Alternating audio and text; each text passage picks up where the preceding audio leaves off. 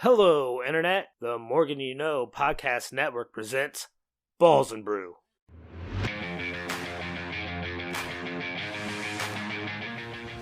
Hello, ladies and gentlemen. Welcome back to another edition of the flagship sports podcast here on the Morgan You Know podcasting network. I am your affable host. My name is Rod Morgan. I am normally joined right now by the extremely talented executive producer of this podcast, one James Thomas Jamriska, but he is courier to a late night softball practice in the winter time. I don't know. I'm going to go to the old man here on this. We all love Jimmy, and we're not throwing any aspersions here, but Chris, that sounded awful fishy to me here in January. Jimmy is the boss. I have to defer to his judgment. If it is Winter Softball League in Central Indiana, who am I to say that that is something that does not exist? All right. Well, that's the old man's take on it. Jimmy is not here with us this week, but he is expertly producing this podcast and getting it out to you people. But what you want from this podcast is information from our football handicapper. He's our guy. He's studying the numbers. He knows the referees that are going to be in the game. I guarantee you don't know the names of the referees that are going to be in the game, but our guy, Josh Williams, over there in South Bend does. Josh, hello. What's up, boys? We finally got off the schneid a little bit last week. We hit a prop. We hit under 15 and a half rushing attempts for Rashad White, as absurd as that sounds. But yeah, he only had 9 carries, and that was a breezer. I was due for a breezer of a pick here, so I was on a little bit of a sour note going into these playoffs here. So it was good to get a win there. So let's keep it rolling. You were quick to hit the group thread and crow about your hit of the prop. So Rashad White, yes. I was quite proud of you there. We will get to all the ins and outs, and Chris and I will at least have cojones enough to make a pick for the Super Bowl. We'll see if Williams will do that or not. Maybe he'll get emboldened as he goes along and gives us his information. But we need to start with the NFL coaching carousel. We have Antonio Pierce, no longer the interim coach. He will be the head coach of the Raiders. We have Brian Callahan, who I believe came from the Bengals. Am I right about that, Mr. Williams? Yep, that's correct. And he is now the coach of the Tennessee Titans. Dave Canales is now the coach of the Panthers. He came from the Buccaneers. Is that correct? Yeah, the defensive coordinator. All right. This one surprised me. I didn't even know that this had happened, but Mr. Williams informed me that Raheem Morris has been named coach of the Atlanta Falcons. Good for Raheem getting another shot. That's great. But I think I got that wrong, Rod. I don't think he was the defensive coordinator. I was wrong on that, wasn't I? He's offensive coordinator. Offensive coordinator. Yeah, Morris is the defensive coordinator from the Rams who went to the Falcons. Correct. Who would coach the Bucs back, or probably a little too early in his career. Good to see him getting a second shot. A lot of people like his resume after his workout in Los Angeles. We'll see. Could be good things for him. But the hire that I believe everyone will want to talk about, this man's name was dropped by our guy Jimmy during the year as maybe coming back home to Chicago. The Bears have ultimately stuck with Eberflus, so it didn't happen there. But Mr. Williams, I believe there might have been a couple of times where you thought this man who landed in San Diego / Los Angeles was the perfect hire, and it became official. Harbaugh leaving Ann Arbor, Michigan, and going to San Diego, the easiest career choice in the history of the world to make, according to our guy, the resident couch potato, Pete Osterman. Mr. Williams, what do you think about it? Yeah, Harbaugh to the Chargers. I don't think it was like a minus 350 as what somebody might have said earlier today. And maybe after the Raiders hired Pierce, because I always thought it was down between the Chargers and the Raiders. He had hired the same agent as Brady, and we know Brady's got some stake in the Raiders there, and Harbaugh's wife is from Vegas, so we thought that could be a possibility. But what made the most sense to me was Harbaugh teaming up with Herbert, the best quarterback out of all these 8 teams, and developing a team from there. And they needed a culture shock anyway. How many times have we come on here and said the Chargers have all the talent in the world, they just don't have any drive, they don't have the right leadership? And you can say what you want about Harbaugh. I mean, I never thought he was going to go to the Bears because he didn't get along with Kevin Warren, who was the old Big Ten commissioner. And that's the thing with Harbaugh, man. It's like he's a fantastic coach, but like he's a little prickly, man. He's just got a weird sense about him. And look, if you go back and look at the San Fran record when he took them to almost 3 straight Super Bowls, he did take them to 3 straight NFC Championship games. Like, they didn't really get rid of him because he couldn't coach. They got rid of him because Trent Baalke and him couldn't coexist, and that's the thing there. So we'll see if it works out. I think you're going to see immediate success with the Chargers right away, but whether or not his message goes awry later on is another question in and of itself. All right, Chris, let me ask you this. We've seen Harbaugh's track record. William spoke about how it's a resume, and we can talk about his personality quirks all the time here, but that's not really what we do on this podcast. So I'm going to ask you this question. San Diego, boom, got him to be a pretty darn good proven winner by San Diego standards. Stanford got them to be a pretty darn good winner by their standards. Came to San Francisco. Williams just gave you the stats there. Went to Michigan, won a national championship. How quick will Jim Harbaugh turn around the cursed San Diego Chargers, as you like to talk about all the time on this podcast? I'm going to have to see it to believe it, Rod. I'm sorry. And like, really, right now, it is put up or shut up if you are the Chargers. Herbert is supposed to be a future Hall of Famer type quarterback. He's supposed to have all this talent in the world. If he can't get it done now, what is the next excuse? How are the Chargers going to charger up this next season? There will be a way. We may not realize it until it's too late, but there's probably going to be a way. So how much call is Harbaugh going to have out there in San Diego, Mr. Williams? Help me out a little bit here. Is there still a GM in place? Is a new GM going to be coming in that's Harbaugh friendly? Like, how's all that going to work? Because you just spelled out how it's tough to get along with Jim. We know that I keep saying San Diego, the Los Angeles Chargers owner is a little bit, kind of hands off. He's not a real let me get involved in football matters kind of guy. So who's going to be running the show out there? Because that might keep Harbaugh around a little bit longer than you talked about. He burns bright and then goes. Yeah, I haven't heard anything about the GM. I assume it's going to be somebody else. I don't think that they would give full ownership to, but I don't know. They are going. It hasn't gotten out yet, but I would assume that Spanos finally cut a big check to get Harbaugh, and that was one of the reasons why maybe he wasn't such a huge favorite to go to the Chargers, because we didn't think that Spanos would actually divvy out the money and actually land him. But yeah, that's to be seen. I mean, I think he's gonna he has turned around programs quickly, and when you think about Justin Herbert, he's had arguably the 3 worst coaches like in this last decade, going back to college. Mario Cristobal for used to coach at Oregon. He is terrible, absolutely terrible. And then they had Anthony Lynn, and then he had Brandon Staley. So going from those 3 guys to Jim Harbaugh is a huge, massive upgrade. And we know Harbaugh likes to draft offensive linemen. He likes to work on both lines right away. And I mean, that's a great way to improve this team. And this team needs toughness too. So we'll see where he goes in the draft. But I think the sky's the limit with the Chargers. Finally, the Chargers did something right, it seems like. I forgot Anthony Lynn existed. That was a complete name from the past there when you were running down that. I forgot. I was definitely, he's certainly not any better than any of the other coaches the Chargers have had. Your Marty Schottenheimer, we saw him try and fail out there in San Diego. I mean, the list goes on and on of guys that just couldn't quite get it done. Chris, let me ask you this. Let's move off of Harbaugh. We could talk about him for days. Pierce, Callahan, Canales, Morris. Which one of those moves the needle for you the most? Which one of those do you think is going to have a positive effect on their team? Callahan in Tennessee.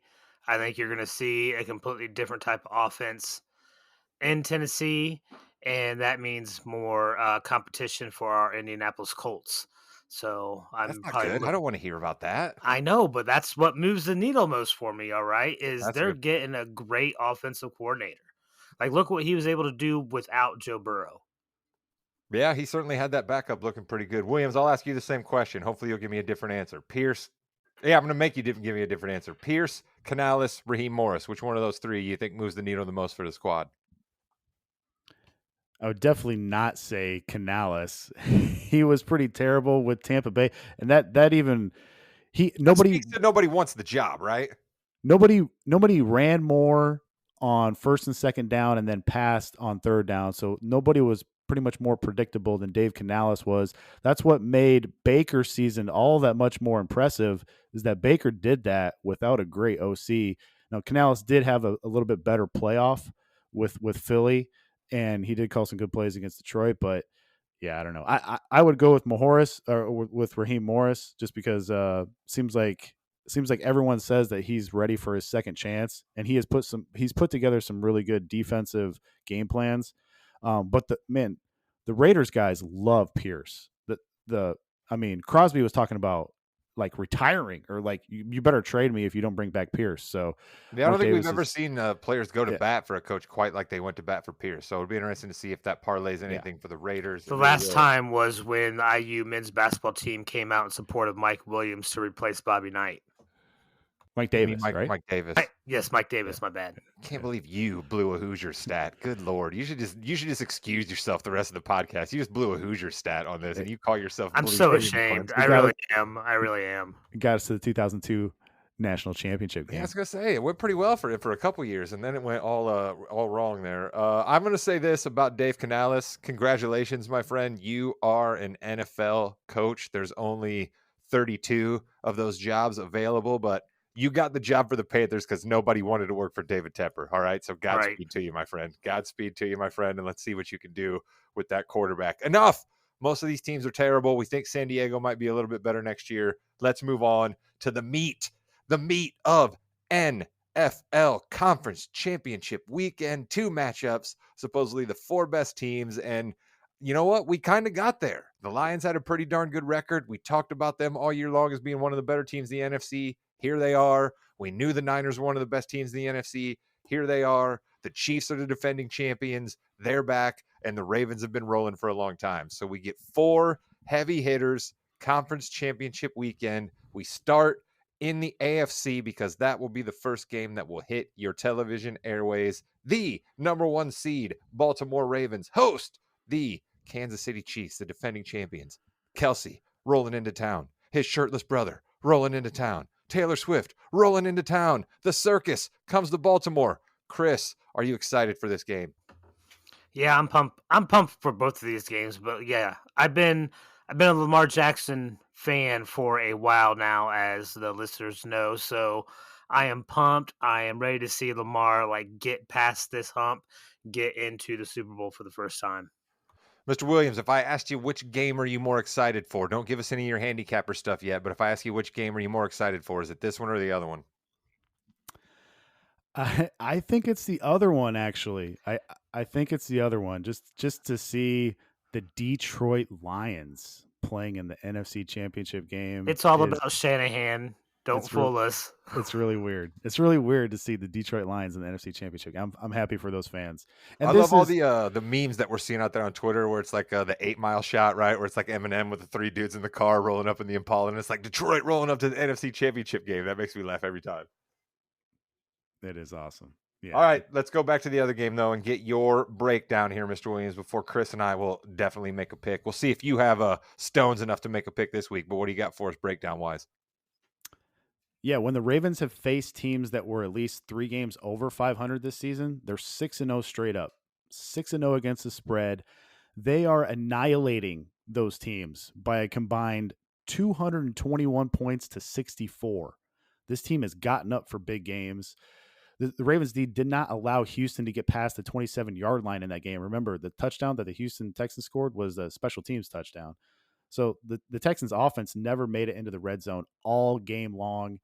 And this is a big, underreported injury here for the Chiefs. Joe Tooney is the number 1 graded pass blocking guard in all of football per PFF. It doesn't sound like he's going to play in this game. And the Chiefs D is 27th in DVOA versus the run. The Ravens D leads the league in sacks. We talked about how good Baltimore is in the first half this year. Lamar 13-4 this year against the spread in the first half. He's 51-29-2 against the spread in the first halves. Harbaugh is 160-110 against the spread in the first halves. The Ravens have not lost back-to-back first halves against the spread yet this season, and they did not cover last week in the first half. So that's a good omen for him this week. That's actually my best bet of the week, Rod. It's my best playoff bet of the week. Ravens -2.5, -120 in the first half on MGM is the best juice. I know you're gonna championship weekend, and you're coming out with another half game bet. Come on, Williams. Listen, man, that's the best that I found here.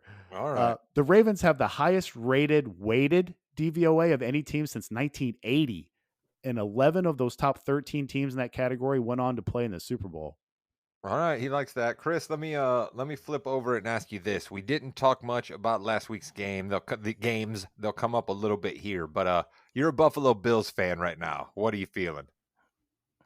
That we're cursed, just like the Chargers. It's wide right coming back to haunt us 30 years later. The ghost of Scott Norwood.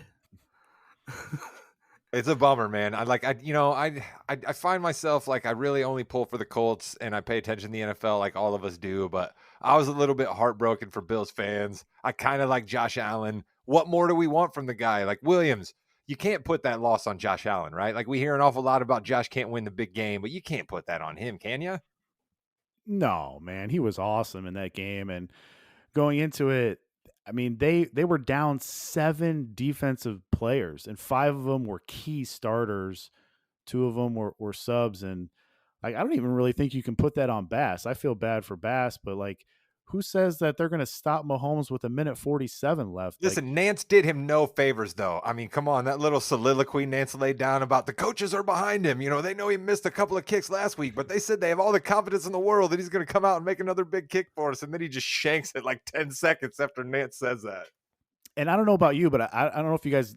To me, it felt like they were changing their play calls on that last drive to not let Kansas City get the ball back. I'm like, dude, just keep on being aggressive, man. Just it's better to score a touchdown. Prevent offense. We've heard that term come up a little bit this year in the NFL. We heard it's a prevent offense, right? Chris, you used to talk all the time. Prevent defense prevents you from winning. It sounds like we now have prevent offense prevents you from winning. Yeah, anytime you try to prevent something from happening, chances are that's going to happen. Astute stuff from our guy Chris right there. All right, Williams, what do you got on the Chiefs side? Yeah, the Chiefs struggled to defend runs out of heavy formations. They also struggled to defend plays off of play action. And what team uses a lot of heavy formations and play action? I mean, it's you don't have to be a scientist, a mad scientist, to figure out that's the Ravens. The Ravens are top 5 in EPA when throwing off of play action. And when you use play action on early downs against the Chiefs, they are 30th in success rate D allowed. And when you don't use play action against the Chiefs, they're number 2 in completion rate allowed. So, yeah, 52% of the handle is on Baltimore here. Even higher number of money for Baltimore at 67%, backing the Ravens at minus 3.5 for the full game. And, you think it's nice to have some home cooking. Only 33% of the Ravens' defensive pass interference calls have come at home this season. That's kind of amazing. Wow. And Sean Smith is the head ref in this game. There we are. His crew ranks second in the NFL for defensive PI calls per game. So that's an interesting, side plot there. The side judge and the field judge are from Brad Rogers' crew and Carl Cheffer's crew. So this is kind of like an all-star crew. But My guy Chef. Love my guy Chef. Those 2 specific crews combined to call 78% of their defensive PI calls on the road team this season. That is by far the 2 highest percentages for any of the crews this season. The Ravens D ranks first at generating false starts on opponents when playing at home. And remember, the Chiefs are going to have a backup guard in there trying to protect Mahomes versus this well-schemed-up, stunning defense that Mike McDonald has in the Ravens. And oh yeah, by the way, this is the first home conference championship game in Baltimore since 1971. Those fans are going to be going crazy. Remember, when the Ravens won the Super Bowl in 2000, 2012, those were on the road. So they have not hosted a conference championship game since 1971. Ever as the Ravens. Like, let's just go ahead and say that. They've not hosted one as the Ravens. That was the Colts back then. That was Johnny U. Yeah. So, yeah, those fans are going to be going insane. They certainly will be. It'll be rather cold, but the Chiefs have some experience with cold. Chris, you heard the breakdowns from our guy, the handicapper, right there. I'm going to you first. Who's winning and representing the AFC in the Super Bowl? Baltimore Ravens, and it's just because I believe in their offense more than I believe in the Chiefs' offense. Nice. All right. Short, sweet, to the point. Williams clearly doesn't want to make a pick, but I will come on here and tell you right now that similarly to the way I handle my business on the Yeah We Know in the Ring with me, Jimmy and Chris Wrestling Podcast, if you have not bet against Roman Reigns for basically the last 3.5 years, you've never been wrong. I'm not going to bet against Patrick Mahomes. Give me the Chiefs and Andy Reid and Mr. Taylor Swift himself figuring out a way to get it down somehow. And you know what? I just keep remembering in the back of my mind how absolutely fantastic that play that the Chiefs almost pulled off versus Buffalo when Tony was called for offsides. So I still have that in the back of my mind. And Andy Reid is the king of the trick play. I just see Mahomes, Reid, Kelsey pulling something out of their butt and getting it done, and Kansas City goes back to the Super Bowl with the chance to win. Williams, am I wrong that you actually want to make a pick for the people, or should we move on? Let's go out on a limb. I think this Ravens defense matches up really well with this Kansas City offense. I think this is a watered down version of the Chiefs. I think they beat up on an extremely banged up defense in Miami, an extremely banged up defense in Buffalo. I think their run comes to an end here. I think Baltimore not only beats the Chiefs, I don't think it's close. Wow. All right. I stand alone. Who knows which way Jimmy would go? It's probably better for both teams' fan bases that Jimmy's actually not on here making a pick. Things usually tend to go against our guy, Jimmy Jamriska, when he gets out his crystal ball. So you're welcome, Ravens fans. You're welcome, Chiefs fans. Let's move on to the second game of the day, the one that Mr. Williams said might end up being the surprise better game. Lions, Niners, Williams, your guy, Shanahan. You've been waiting for this all year. Here we go. Yeah. The Niners have faced the Lions 21 times in the last 40 years. They're 18-3 in that time span. They've won 13 straight home games against Detroit. The last Detroit quarterback to win in San Francisco was a guy by the name of Joe Reed, who beat a guy named Steve Spurrier all the way back Hey, all the way back in I've heard of the 1975. old ball coach. Detroit hasn't won in San Francisco since 1975. But the Niners have not covered the spread at home in their last 6 games. We should say that they're favored by 7 here. There's some spots where it's bet up to 7.5. And will Debo play or not? That's kind of the major question here. When Debo gets 2 targets or fewer, the Niners have lost 4 out of their last 5 games when that happens. Debo leads the Niners in targets and receptions this season when they are leading. And when Debo starts and finishes this season, they're 12-1 straight up, 10-3 against the spread. Compared to when he misses or doesn't finish, they're 1-4 straight up or 0-5 against the spread. Goff has lost 5 straight versus the Niners. He's played against the Shanahan-led Niners team 4 times out in San Fran. Goff's offenses in those games have averaged over 32 points per game. So that's some good notes for Detroit there. This is the first playoff matchup in NFL history where a number 1 overall pick is taking on the very last pick in a draft. So that's something interesting too. The Lions are the only NFC team to never have reached the Super Bowl. They're looking for their first road playoff win since 1957. They've lost 11 straight road playoff games. 57, Chris, you'd already done retired from your first job in insurance sales by that point when the Lions won their first playoff game. Yeah, that was a cold winter 57, I remember. It was not fun. Chris, your Lions, are you worried about your Lions and a little bit of we're proud and happy to already be here? Where are you at right now going into this game? If there is a single coach out there that can make sure his team isn't complacent or happy about where they're at, it would be Dan Campbell. All right. That guy isn't giving up or slowing down or stopping or listening to reason. Listen, it's the Lions. You better put on a diaper because it's going to be a crazy ride. You're definitely right about that, my friend. Glad to know that you are excited. Mr. Williams, you got any more nuggets to drop on us before Chris and I make a pick? Yeah, the Lions is the first team since the 2013 Broncos to have 4 different players score at least 10 touchdowns. So they're a pretty well-balanced offense. The problem is their defense. The Lions D, the 28th since week 15 in EPA per dropback.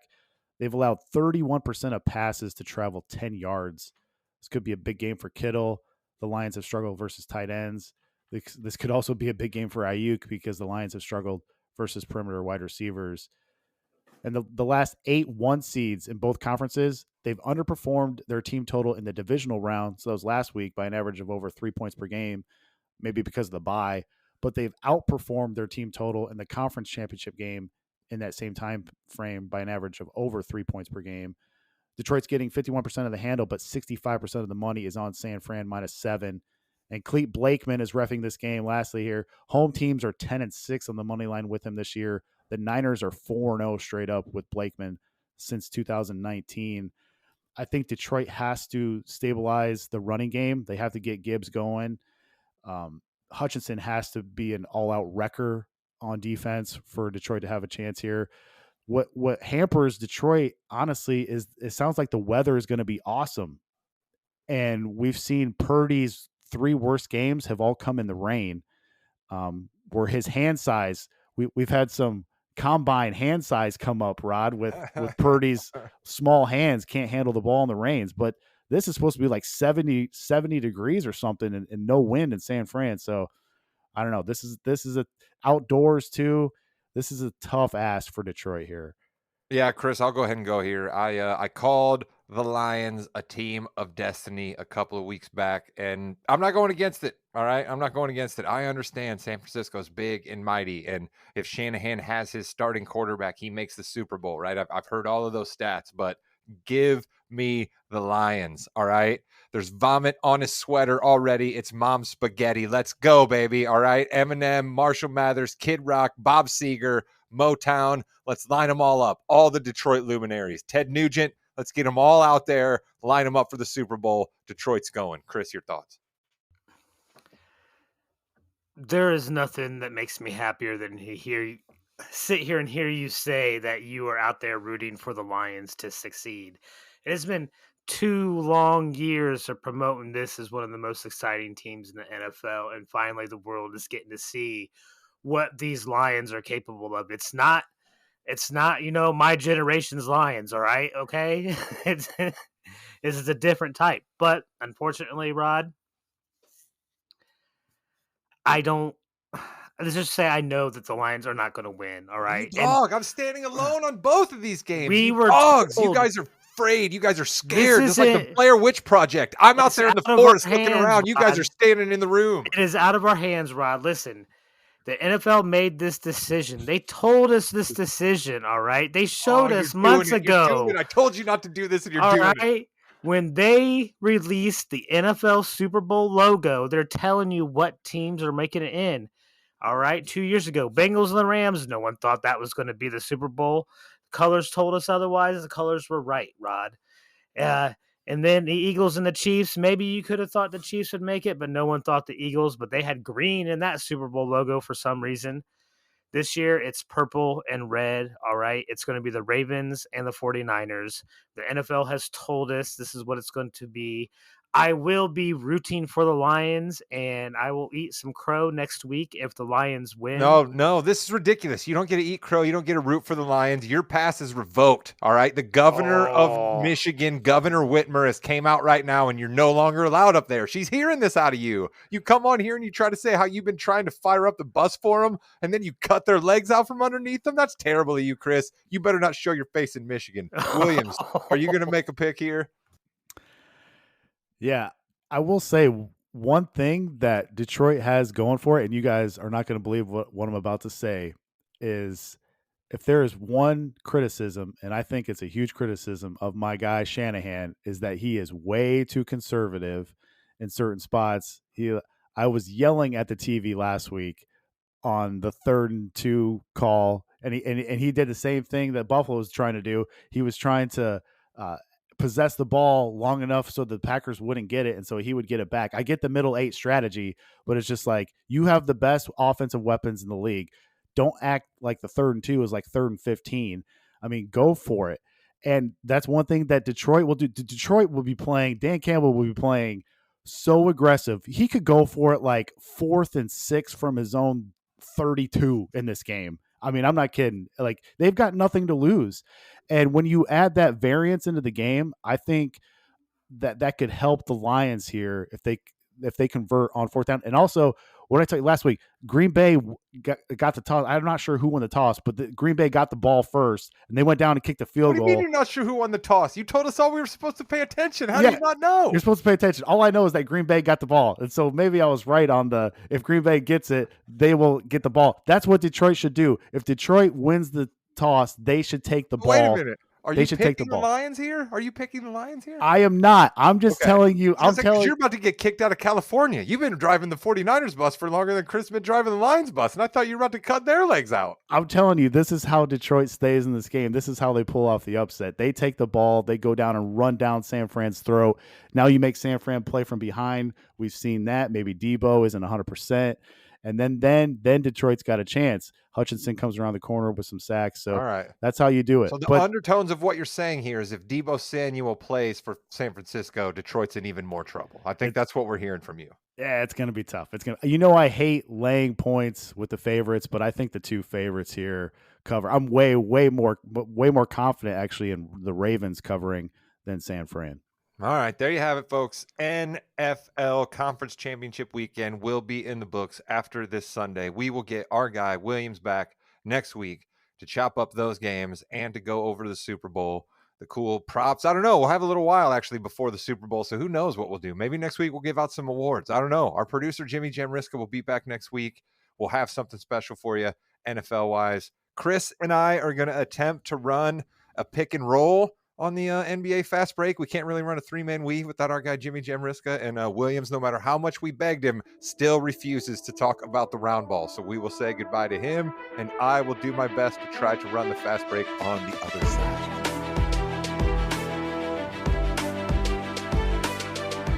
All right, welcome to the fastest 15 minutes in the NBA. I am not James Thomas Jamriska. I am Rod Morgan. I am filling in for Jimmy this week, but we will still be talking about basketball. Joining me to do so, my guy down there in North Carolina, Chris King. Chris, hello. Welcome back to the Fast Break. I don't think you actually technically left, but I still would like to welcome you in here to the Fast Break.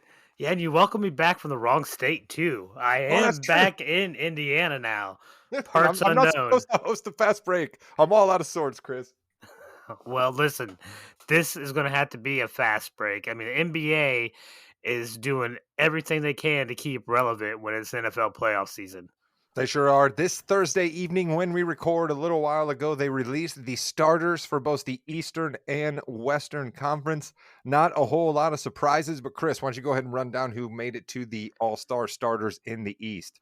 All right, on the East, we have guards Tyrese Halliburton and Damian Lillard, and our three forwards are Joel Embiid, Jason Tatum, and Giannis Antetokounmpo. So I think all we talked about that those four were going to be a lock, and then we kind of thought Dame would probably win the fan vote. So anything to say whatsoever about those five being named in the East? Only thing I really think there's a case to be made for Tyrese Maxey or even Jalen Brunson for that other guard spot instead of I'm with you Dame. on Brunson. The New York Knicks fans should be ashamed of themselves. And Knicks, if I wasn't more mad about something else, you'd be getting lined up in the crosshairs for Rod Nation. You're the biggest city in America. You're supposed to be one of the biggest fan bases, and you can't get your guy Jalen Brunson more votes than Trae Young or Tyrese Maxey or Damian Lillard. I understand Lillard's been a star for a little bit longer, but Milwaukee, you can't get more votes than Milwaukee. Come on, New York. You should be Right. ashamed of yourselves. Yeah. All right. For Chris, how about the West? Who's starting out in the West? the West, our guards are Luka Doncic, SGA. Our front court's LeBron James, Nikola Jokic, and Kevin Durant. Old guys starting in the front court for the Western Conference other than Jokic, but LeBron starting his 20th straight All-Star game. Chris, that is amazing.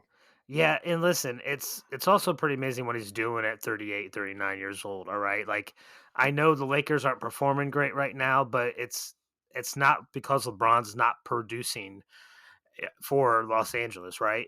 This is not a ceremonial start. No, I mean, certainly he's going to get a huge, portion of the fan votes, but this is not a ceremonial start. He still was in the top three among the front court amongst players, and he still was in the top three of the front court amongst the coaches. So this is not celebration for LeBron James. The guy's still averaging 24, 7, and 7, which is basically the LeBron James his entire career. And oh yeah, by the way, like Chris mentioned, he's 39 years old. All right. And he's still doing this. Kevin Durant's only a few years younger, even though he seems a few years older. The injuries over the last couple of years and the absolute wear and tear on KD being the only player on his team that ever shows up to play from night to night is wearing him down a little bit, Chris, but he's still an all-star. Yeah, he is. And listen, I've never said this dude doesn't have all the talent in the world, and when he wants to take over and he has to produce for his team because his other teammates usually aren't there, then he gets it done at an efficient rate. Like he's putting up all-star numbers. There's a reason, and he's one of the most popular basketball players in the world too. Luca absolutely deserves to be on the All-Star team, and so does SGA. So I don't think there's any questions out there in the backcourt. But do you Let think me let me a guy ask you like something Kawhi real Leonard? No, quick. I'm the host here, Chris. Do you think a guy like Kawhi Leonard or Anthony Davis has a beef about not being a starter, or do you think they made the right call in the front court? Listen, I think there is a legitimate case for Leonard to be on this starting lineup. All right. Dude's missed what, one game this year, I think, and that's it. And he's about as efficient and lockdown defending as he's ever been since, well, when he was at his peak in Toronto. So I definitely think if you want to go by this year, I think you have to make room for him on the front court, maybe instead of Durant or even LeBron. All right, now I am a good host. You were about to ask me a question. I will allow that question here. Do you not disagree with SGA as the starter for the West? I believe you voted for somebody else, did you not? Or do you not want to Oh no, I did. I divulge? voted for Steph Curry. I have no qualms in saying that I voted for Steph Curry. Steph Curry is still a star, and I like star power, and I believe that we should all still bow at the feet of Steph Curry, right? Like he's off a little bit this year based on some of his stats in the past, but again, he's carrying Golden State. He's got nobody on that team with him at times. So I still rewarded Steph Curry, but I have no problem with SGA being in the All-Star game. He is an absolute monster. 2 straight years. He's got the most 30-point games by anybody in the NBA this year. So, I mean, when you can say that kind of stat, you deserve to be in the All-Star Yeah, game. and he's going to start making a legit case for MVP consideration, at least to be mentioned in the conversation. Well, I mean, he's going to have to split votes with Chet Holmgren, who everybody keeps telling me is just the greatest player since sliced bread. So, I mean, do you think that's going to factor in? No, I'm because being Chet's tongue in up for cheek. Rookie of the Year. I'm being tongue in cheek. We're not talking about that.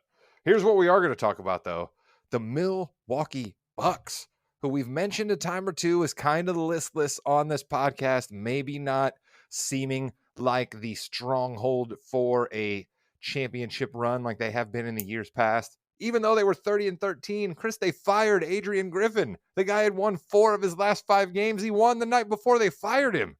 Were you surprised by this, or did you kind of think it was coming? No, I was shocked. And I'm still a little bit surprised. I know there's a lot of stuff going on being said out there and everything. I saw some quotes that were I thought was from Giannis, but then I also seen other quotes about Giannis being surprised about his firing. So I mean, who knows? It's unprecedented. I mean, it's happened what, maybe one other time you could point to in the Well, David history? Blatt, everybody keeps pointing to, but Blatt had coached the team for a year prior, right? He had been Yeah. the coach for a year, and then they fired him. Adrian Griffin, this is his first ever job, and he was 30-13, and they're like, not good enough, chump.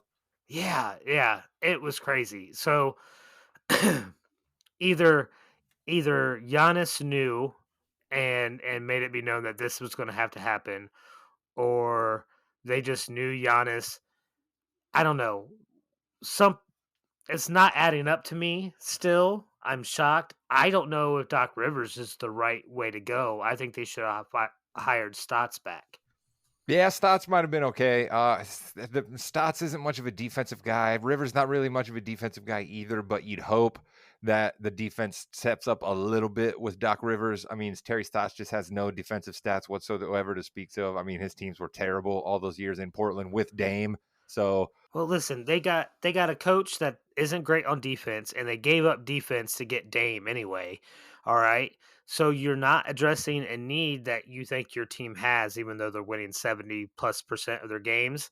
Uh, you don't go out and get a coach that has a 35% winning percentage on playoff closeout games. All right.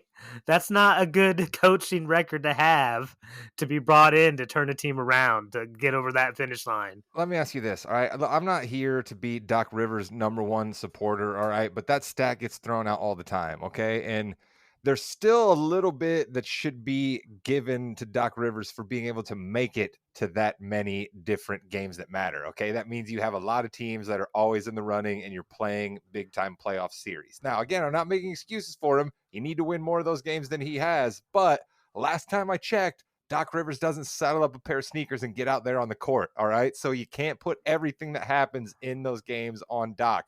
One of those teams that blew a huge lead had Ben Simmons on it, Chris. We haven't seen Ben Simmons play basketball in a long time. Do you really want to try to put what happened in that game on Doc Rivers? I mean, you're talking about one game. And I'm not even talking about like win or go home games. These are closeout games. These are games that if they win, they move He's not the world's forward. most perfect coach, but what he is a coach that all players respect. And with the situation Milwaukee has put themselves in right now, where players were mutinying against the coach, where guys were throwing their weight around and saying, no, you don't get to tell me what to do. This is what I'm going to do. That's not going to happen with Doc Rivers, right? That's just not going to happen with Doc Rivers. The guys are going to like Doc. Doc's going to come in. He's going to keep the ship on the wheel, and the Bucks are going to have something to say about it in the Eastern Conference playoffs. Now, I don't know that Doc puts them over the hump, which is why you would make a move like this, but Doc certainly stabilizes. You got to give him that. I mean, if they're not going to respect Doc Rivers, who are they going to respect? I mean, you're right about that. Like, and so now it really comes down: is Milwaukee going to actually go out and actually play now? Are the players going to respond? Are they going to do what they need to do without having another excuse? Well, we've heard a lot about the Bucks this week. We've heard a lot about the Celtics all year long. Joel Embiid scored 70 points at one point this week for the Philadelphia 76ers to keep them right up there at the top of the East. And then the Miami Heat were like, hey, don't forget us down here in Miami, Heat culture. They shipped out Kyle Lowry and a 2027 lottery protected first round pick to the Charlotte Hornets for scary Terry Rozier. Chris, your thoughts on the trade? I think this is probably the best thing that could happen for Terry Rozier. I know he was kind of a fan favorite here in Charlotte. He's been here for a few years. Look at that. You just did it to yourself. You scolded me earlier for saying I where you're at. know. You're not in Charlotte anymore. I know. I wasn't ever in Charlotte either. So, but I think this does nothing. I mean, listen, this kid has a career high in points this year and assists, and his 6.5 assists per game would lead Miami if he had played for them all year too. So I think this is exactly what Miami needs. I think this is a great fit. I think this is another team in the East trying to bolster up for this playoff push. Everybody wants to get in that top 6, Rod. Yeah, Chris, well, you know what? I have some thoughts for you about this trade, but before I give you thoughts on those trade, I'm going to need Jimmy to go ahead and hit my music. We have to do something about this situation. The momentum is dying. I don't understand no more distractions, but I do believe we should all follow one path in life. Hubris and ego and pride. Sorry, all that was a complete lie.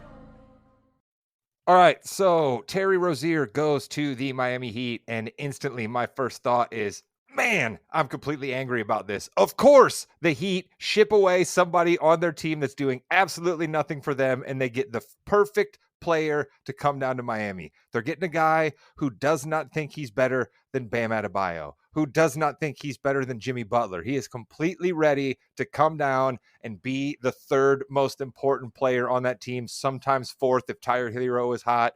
Chris said it earlier, 6.5 assists, ready to play some defense. He's got a huge spine for hitting huge shots in the playoffs. And Chris, do you remember who he developed that resume of hitting huge shots in the playoffs for? None other than my Boston Celtics. So I'm completely angered by this because I am so sure now that Terry Rozier is going to hit a dagger shot for the Miami Heat in the playoffs, and they're going to beat the Celtics again, and I'm going to be absolutely freaking out because Joe Mazzulla will ultimately lose to Eric Spoelstra again, and it will be because of Terry Rozier. Chris, so my Rod Nation this week is the Miami Heat for doing it again. Darn it! They have proven year after year how shrewd of an organization they are.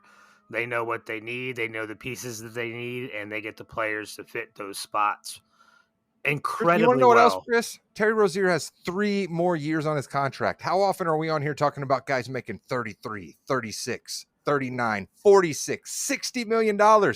Terry Rozier is under $30 million all 3 of these next years. 25 mil. Yeah, even if he doesn't completely work out for the Heat, that's still a movable contract. And if he plays great for the Heat and another superstar wants to come down to Miami, guess what else Rozier does? He's a nice little piece you can send somewhere. This is so perfect for the Heat, and it makes me so mad. Yeah, no, it is an absolutely great trade for them.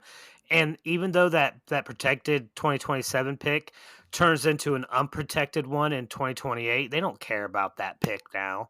That's too far on down the line. And Miami is a place that is Yeah, known can you and can. guarantee me Pat Riley's still going to even be running the Heat in 2028? He don't care. That's why he shipped it out. Well, no, but they can still get big name free agents to come to Miami. It's not like a Minnesota or a Indiana. You can't always get that big name free agent to come there. Miami can. Yeah. So Pacers made a big move getting there. Siakam. The Heat made a move getting Lowry.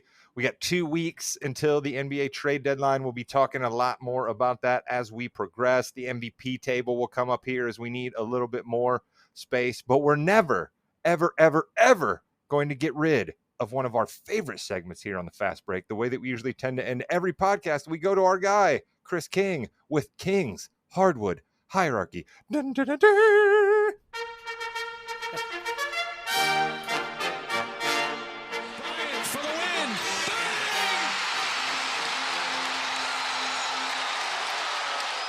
All right, Rod, we're going to have a change this week, and I know you're not happy about it, but they lost at It's home. inevitable. It's They, inevitable. they lost at home, and even though that's still a loss to a defending champion, all right, there's another team out there that has just been proving how good they are, and they have climbed atop their conference, all right, and that is the Oklahoma City Thunder, all right. They're going to be the Kings this week. Yeah, that's fair. We've been talking around Oklahoma City all year long. They've been coming in at the Queen a little bit. We've been talking about how they've been hot, and it's fair. I can't deny the Oklahoma City Thunder. They just don't have weaknesses. They got dogs, they got athletes, they got 3-point shooting, and they have an absolute mid-range killer, which we all know works in the playoffs. People should be afraid of Oklahoma City, Chris. I love this pick here. Yeah, no, they are legit. They are here to stay. I don't see them falling off. They still also, if they wanted to, they got like 30 draft picks. They could ship 3 of them out of town and get one other guy to add to that rotation and be no sweat off their back. Yeah, and the way that team is constructed though right now is still just about as good as you can get. The way Chet has showed up this year as essentially his first year has just been phenomenal for them. Who do we got in the Queen seat? All right, so there was a different team in that seat until maybe 15 to 20 minutes ago. All right. I'm going to put Boston there. They're still top team in the East. This other team is going to be we're going to have 2 princes again this week. All right. The spin doctor spot. Love it. All right. I'm still going to put the 76ers as a prince. All right. They had won 7 in a row before tonight as we're recording this, but they've been playing very well. Joel Embiid got 70. 7-0. Yeah. That's why he's a favorite for the MVP, or one of the favorites for the MVP. All right. He won it last year and he's playing even better. It's crazy. All right. And here's another prince for you. All right. Another team that has gone on a winning streak as of late. They've won 7 in a row. We talked about their main star earlier, and this is the Phoenix Suns. Yeah, they really have. I made fun of the Phoenix Suns all year long. I have given our guy, Matthew Kozerski, a.k.a. Wu-Tang, numerous amounts of guff for spending an insane amount of money on Bradley Beal, and he may be getting the last laugh here, just like he's getting the last laugh on me with Chet Holmgren. So I guess what I'm saying, Wu-Tang, is if you listen, your basketball opinions are becoming validated. Perhaps you should try to come back on the fast break. Just because Beal is performing doesn't mean he was quite worth what Wu-Tang paid. All right, Rod. We all saw that number. It was outrageous, folks. All right. Now, Rod, for our jester, I need to ask you a question first. All right. I'll do my best. All right. Can you tell me if you've heard of this player or know what team he plays for? Nikhil Alexander Walker. Definitely heard of the guy. I believe he was in Minnesota at one point, started his career in New Orleans, I believe, but where he is right now is Washington? Minnesota, Rod. He's still in Minnesota, all right? But this guy, right? Minnesota. We know some players in Minnesota. This isn't a player we know, all right? Even though he starts for Minnesota as their point guard, all right? He was the second leading scorer for Minnesota when they lost to Charlotte, Rod, at That's true. home. All right.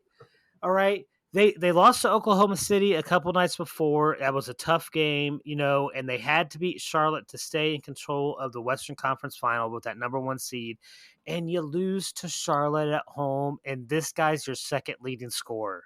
Also, Cat had 62 and he got benched. I mean, that's something else that kind of was sneaky about that game. Cat had 62 and their coach was like, nah, we got to sit you down. Finchie was like, nah, we're better without you out there, Carl Towns. I mean,